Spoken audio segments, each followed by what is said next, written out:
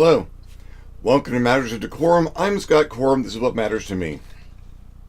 If you've watched the channel in the past, especially about a year ago, it's not hard to figure out that I am a fan of the Fallout franchise. Fallout 4 was really my first introduction to it, but the lore and the gameplay I have found engaging enough that the blush fell from the rose fairly quickly.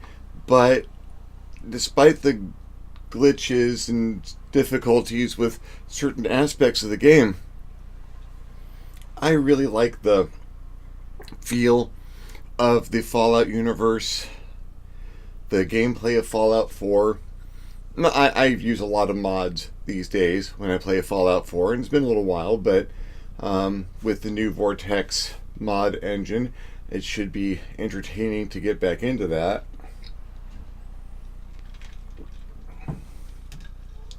Fallout 4 is not the most recent game in the Fallout franchise. Fallout 76 is. And I pre-ordered Fallout 76 along with many other folks. I've got an issue here and there with it. But my main issue with Fallout 76 turns out to be a fairly good lesson in storytelling that can apply to the tabletop role-playing game as much as anything else. Now, I could talk about a lot of the other problems with Fallout 76. I'm not a big fan of multiplayer games.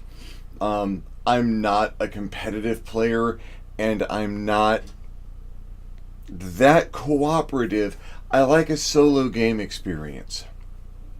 So the nature of the game to begin with is a difficulty, and the technical aspects that aren't correct, and the balance between having to deal with the most annoying parts of a survival game along with artificial scarcity and limiting resource accumulation.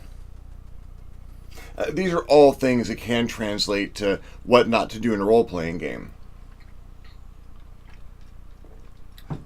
In a strictly survival situation, yeah, some of the stuff can be fun. Constantly keeping track of the minutiae of hunger and thirst and disease and hydration, starvation,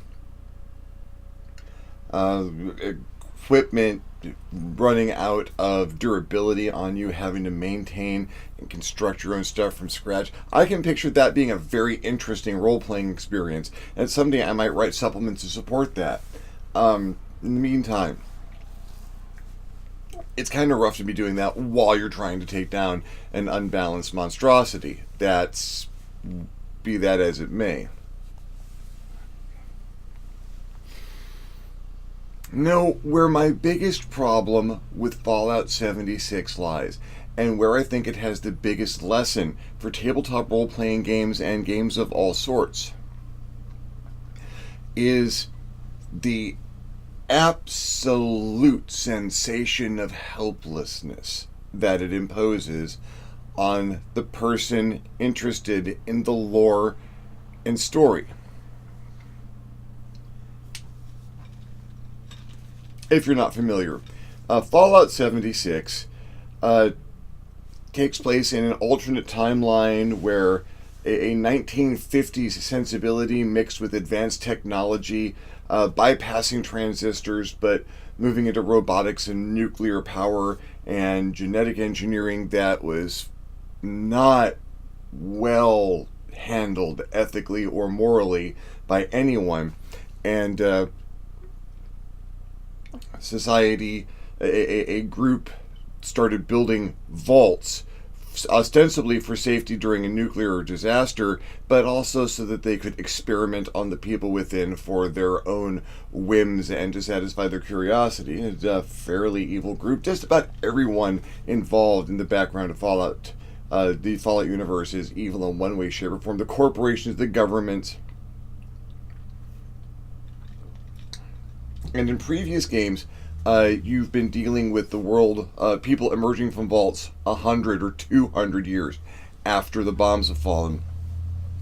and seeing what's left of society and interacting with the people there and going about life and trying to rebuild something in this world. Fallout 76 is different. One, you're coming out 20 some odd years after the bombs have fallen, not more than 100. So theoretically the damage is fresh. Two, there is no society. There's none. Almost everybody died. The people who didn't die either were mutated into super mutants, mindless beasts bent only on hurting other things, or were transformed into the Scorched by a bioplague, a hive mind radioactive zombie hybrid. Visually interesting, and in gameplay kind of annoying.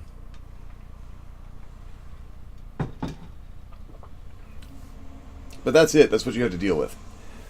Although there are artificial intelligences still around that need stuff done, because these are giant boxes talking to you through oscilloscopes, and you get the opportunity to perform tasks for them to solve their problems in exchange for the currency of the land and occasionally items.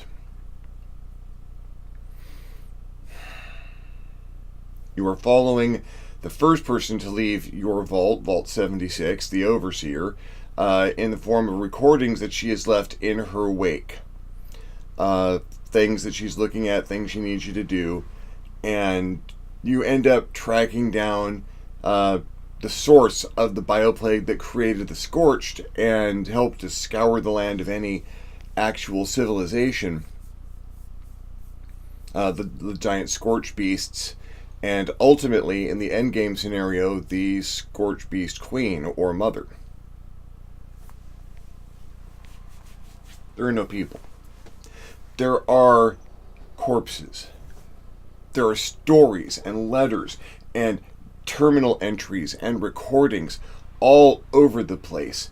There are hundreds, if not thousands, of random little bits of personality that you find here and there and everywhere. And some of those stories aren't finished, or are technically finished, but you find the beginning of something and follow these quest lines through until you find what has happened to these people. If you are into exploration, the world is beautiful, despite occasional graphical glitches. The world is beautiful. The Appalachia of 20 years after the bomb is surprisingly lush and verdant, running waterfalls and mountain ranges, and Bethesda does this thing better than just about anyone else, and that is macro structures. There are giant radio telescopes and bridges and monorails and things that you see from a distance, and you have to go look because they're big and detailed and beautiful and well thought out and well designed, and standing next to them really gives you a sense of scale. And it's dead.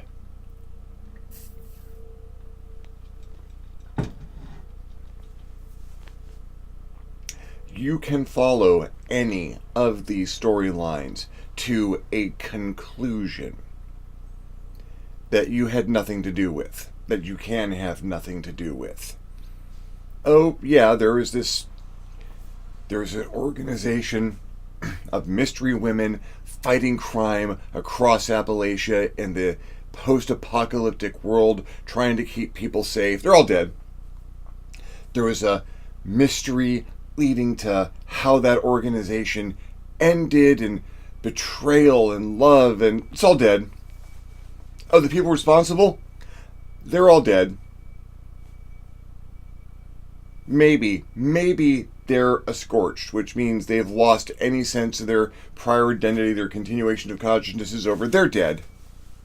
Maybe they turn into a super mutant, which means they transformed into something that is no longer capable of thought, and their continuation of consciousness has ended, and they've become a new being, and they're dead. They're dead. They're all dead. It's like the first episode of Red Dwarf, if you've ever seen that series. Well, what about Thompson? He's dead. He's dead, Dave. They're all dead, Dave. Well, what about Kachansky? She's dead. She's dead. They're all dead, Dave. They're all dead. There are engaging storylines. It's good storytelling. It's great storytelling. If you go in and you find things, you can find lore for Vault Tech or for Robco, all these organizations you've been following. You find the things the U.S. government's been doing. There are new corporations and new evil plots against the people of America. And you can learn about them. You can follow them. You can experiment with new technology that they came up with. And you can get a thumbs up from a dead computer system in the basement of a building somewhere. Looks like you did it. Awesome. Here, have some caps and a plan for something that you probably already have.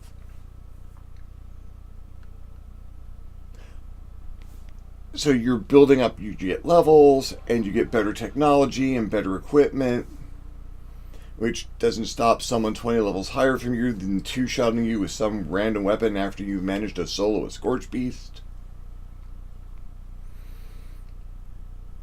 But what you can't do is have a single effect on the life of anyone who existed outside that vault. Because they're dead. They're all gone. In the area that you can interact with in this game, all of Appalachia, it's a huge map. It is a huge map. It is a beautiful map. There are wonderful features, and they're all dead. The only people that you encounter who are alive people are people who are player characters, other players, people who survived Vault 76 with you, and essentially are now out doing their own thing, trying to build a new world. And you're not building a world. You're building a settlement someplace, maybe occasionally moving it around. Maybe you're activating a workbench here and there and trying to get a little life out of the thing so that you can get some resources, and then it'll be taken away from you later on, or you'll log off and it'll go to someone else, and it doesn't matter. You can do it all over again. But you're not building a new world. It's dead.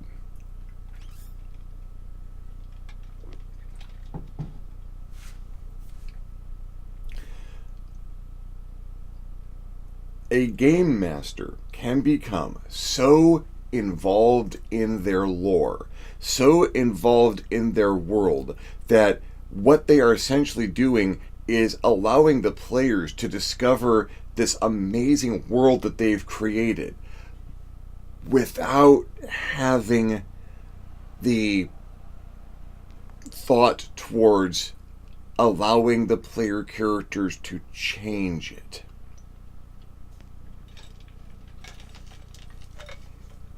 Which is understandable. A game master who has done a lot of world building and is happy with their world and has the politics and events and everything already laid out. So these are the events that are going to happen, and the player characters can interact with people as these events happen, but these events are going to happen. That world is almost as dead.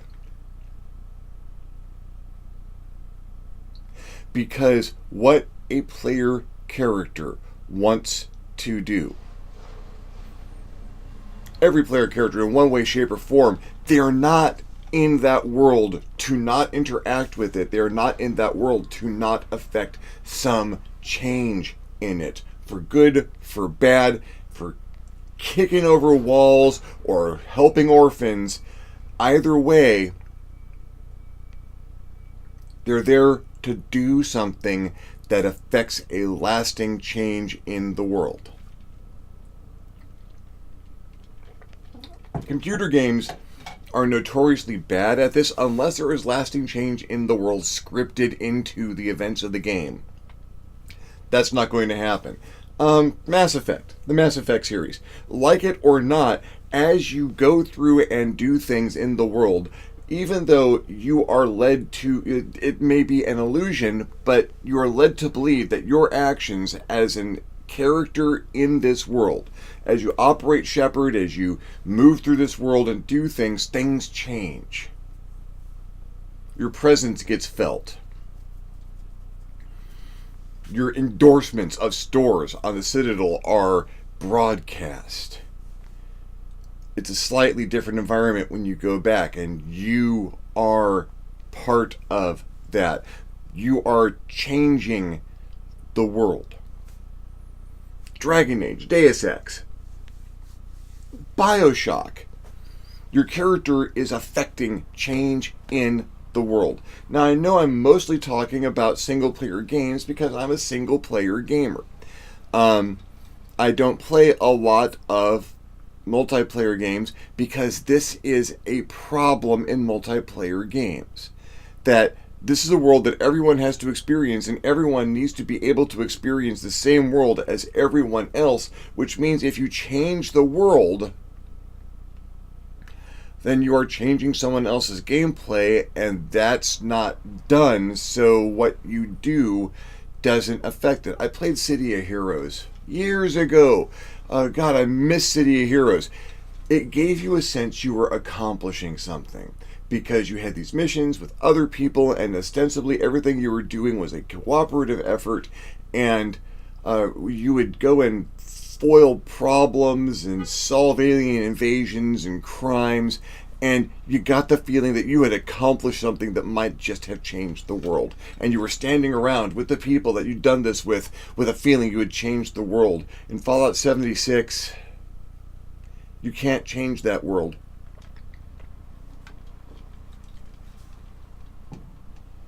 Spoilers ahead. You can, at best, you can affect some minor form of revenge for the unthinking beasts that caused the Scorched Plague. You can hunt these things down, you can kill the individual Scorched Beasts, you can go to the Herculean efforts of hitting the end game and getting the nuclear launch codes and waking up the Scorched Beast Queen from underground, and you can get everyone on the server to come and help you kill this thing that is ostensibly responsible for all of the Scorched being around and the last chance that anyone had to survive, why everyone is dead. You can kill that monster.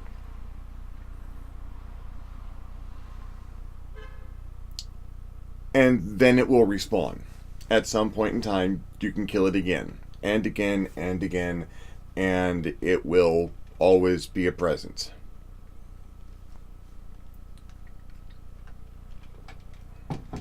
And the problem is that the Scorched Beast Queen is a creature. Probably, I've talked a lot with friends of mine over where these things came from and whatnot, and something created by the FEV soaking into the ground from the mass amount of it that was being used in Appalachia, and then grown massive by misguided attempts to use nuclear energy to destroy them, but which only caused them to become more powerful. It's a creature. It's not the monster. The monsters are the people who made it possible. The people who soaked the lands in genetic manipulation materials, the forced evolution virus, who put it in the irrigation systems and dosed an entire town with it just to see what would happen to the people. The people who saw this monster and thought the first thing we need to do is nuke it, and without consideration for the consequences, brought in nuclear weapons and empowered this thing to destroy everyone. Those monsters, the monsters who turned on the populace of Appalachia, who destroyed their livelihood, who hunted them down when they protested against the destruction of their livelihood, the people who backed the corporations that were trying to destroy these people and live off of their suffering, all of those people are dead. you go to the right places on the map, you can find out what they did. You can track down their actions and their actions, the consequences of their actions, oftentimes where they died, sometimes their corpse. You can enact no punishment. You cannot seek justice for this destroyed world. You cannot seek vengeance. You find individual crimes. You find tragic situations. You can find the corpses of the people involved, and then you're done. Oh, I have found the bodies. This is where the story ends. You get to see all of this, but you don't get to do anything about it. You're helpless. You're an observer. You're an observer under attack. You are going to kill a lot of monsters, and a lot of monsters are going to kill you, and some player characters are going to kill you too, because it's a multiplayer game and that's how people be. So there's stuff to do. You're going to run around, you're going to pull triggers, you're going to swing swords, you're going to build armor, you're going to fix weapons, you're going to cook a lot of wolves.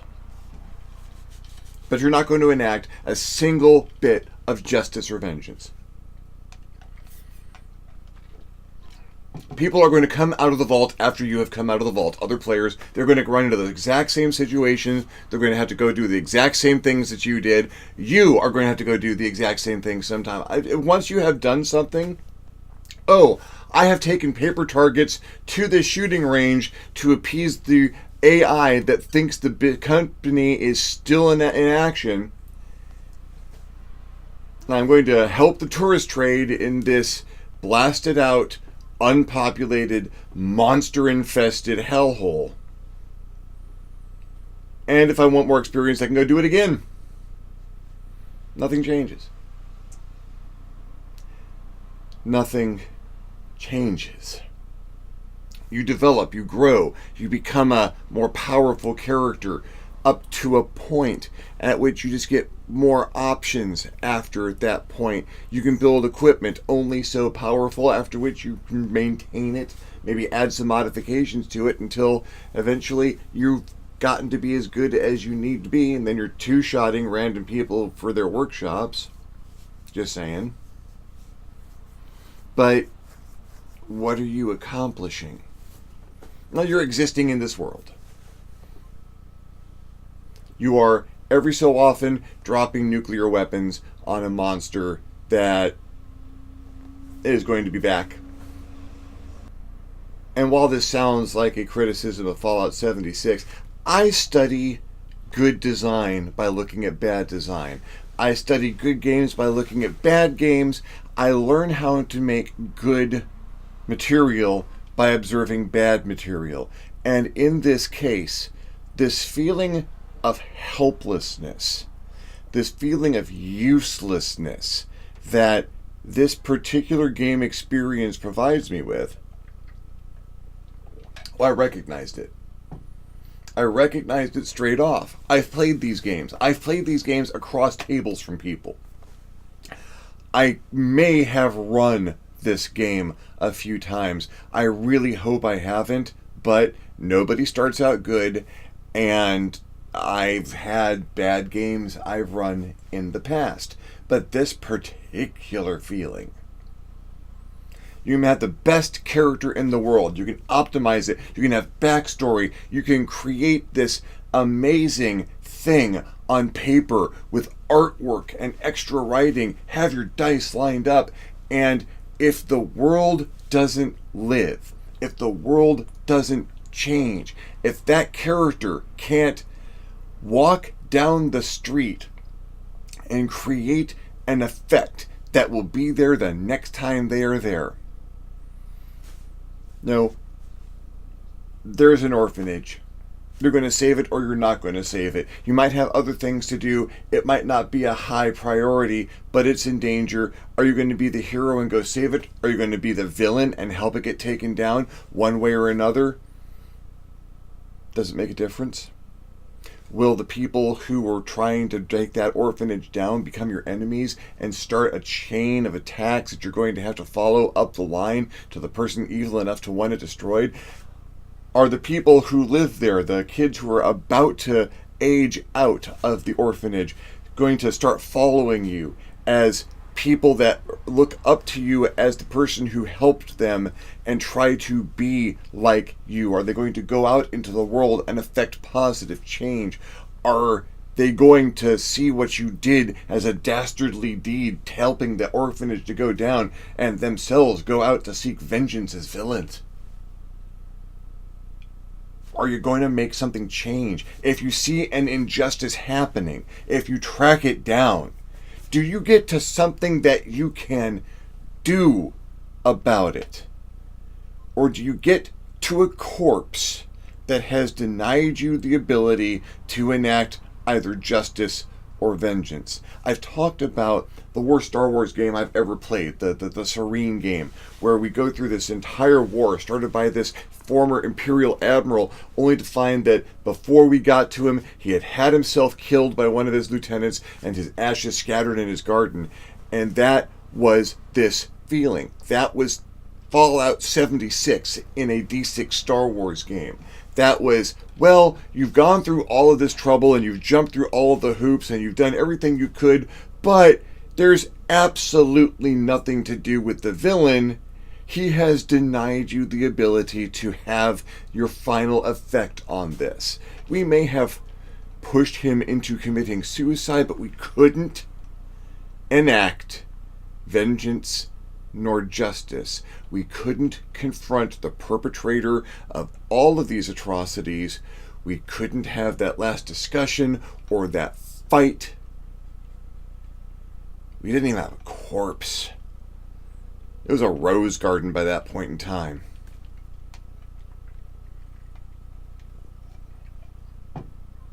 It felt like a punishment. It felt like, well, you have beat all of my bad guy stuff, so I'm not going to let you play with my bad guy.